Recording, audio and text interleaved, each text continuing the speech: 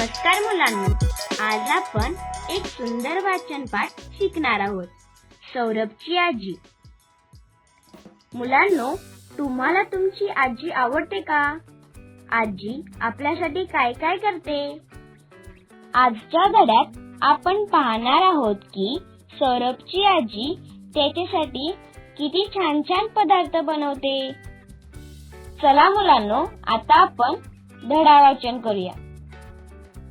सौरभची आजी जेवण बनवते, चवदार भाजी करते, मुगाची खिचडी करते, पालकची भजी करते, नाचणीचे थिरडे करते, डाळीचे वडे करते, बाजरीची भाकरी खरपूस भाजते, रुचकर चवीची थाळी सजते.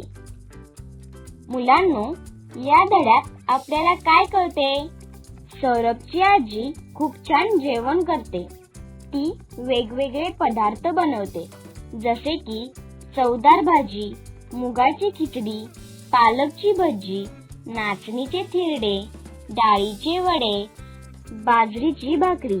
म्हणजेच आजी आपल्या नातवासाठी प्रेमाने जेवण बनवते.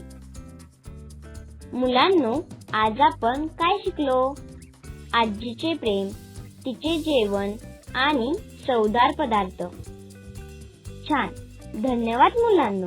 पुन्हा भेटूया पुढच्या पाठात. असे आणखी छान शैक्षणिक व्हिडिओ पाहण्यासाठी आमच्या व्हिडिओला लाईक करा, आपल्या मित्रांसोबत शेअर करा आणि आमच्या चॅनलला सबस्क्राईब करा. धन्यवाद.